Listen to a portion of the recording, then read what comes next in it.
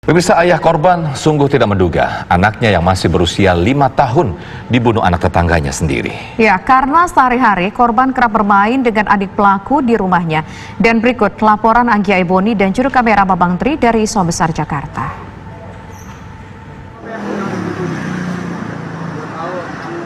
Pembunuhan yang dilakukan seorang remaja terhadap korbannya yang berusia 5 tahun menjadi buah bibir warga Sawah Besar, Jakarta Pusat. Hingga siang tadi, warga masih berkerumun di sekitar rumah pelaku yang menjadi tempat kejadian perkara. Rumah pelaku dengan rumah korban berdekatan. Korban yang berusia 5 tahun itu kerap bermain dengan adik pelaku di rumahnya. Karenanya, saat korban dikabarkan hilang pada Kamis kemarin, tidak terlintas di benak ayah korban untuk mencari anaknya di dalam rumah pelaku. Dia di tempat ini, mainnya kan di situ dia. Memang sering main. Saya memang sering main. Ya mungkin hampir tiap hari lah. Tapi biasanya mainnya sama pelaku atau adiknya pelaku? Sama adiknya. Akrabnya kan sama adiknya mainnya. Tapi memang sering main ke situ ya, Pak? Ya, main ke situ karena ada teman mainnya gitu. Terus kalau hubungan Bapak, Pak Kartono dengan orang tua pelaku seperti apa, Pak?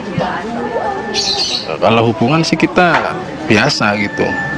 Kenal, nyapa gitu. Baiklah hubungan, nggak ada masalah hubungan. Pelaku yang masih duduk di bangku kelas 3 SMP dikenal sebagai sosok pendiam.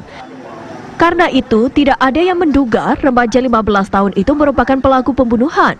Pelaku sendiri menyerahkan diri pada Jumat kemarin. Pemirsa, ini adalah lokasi pembunuhan terhadap bocah berusia 5 tahun di kawasan Sawah Besar, Jakarta Pusat. Tempat kejadian ini merupakan rumah pelaku yang tidak lain adalah tetangga korban.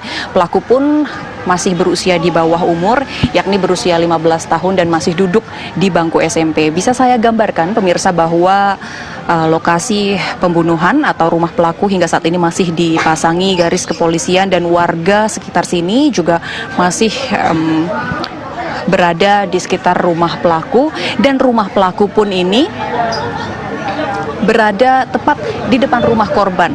Ini bisa saya gambarkan bahwa ini rumah pelaku dan di depannya, namun di bagian atas itu adalah kontrakan milik keluarga korban yang masih berusia 5 tahun.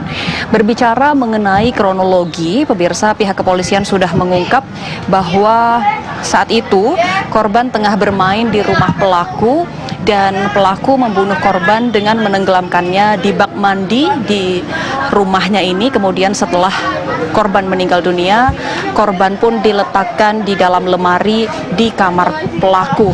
Saat kejadian, tadi kami sempat bertanya kepada orang tua korban. Ia mengaku bahwa ia sempat mengira anaknya ini hilang, atau mungkin diculik oleh orang. Kemudian orang tua korban beserta sejumlah warga di sini juga sempat melakukan pencarian, sempat mengecek ke rumah-rumah kosong yang ada di sekitar lingkungan ini, termasuk mengecek pula ke rumah pelaku, namun tidak menemukan korban karena memang jenazah korban disembunyikan di dalam lemari. Dan hingga saat ini, pemirsa, pihak kepolisian masih menelusuri, masih memeriksa pelaku, apa sebenarnya motif dibalik pelaku, karena tadi pihak dari Polres Jakarta Pusat juga mengungkapkan bahwa pelaku ini sering menonton film horor, kemudian ia juga mengaku tidak menyesali perbuatannya, dan pelaku ini pun yang mengakui perbuatannya langsung melaporkan ke Polsek Taman Sari pada hari Jumat lalu. Dari Jakarta, Anggia Eboni, Bambang Tri, TV One mengabarkan.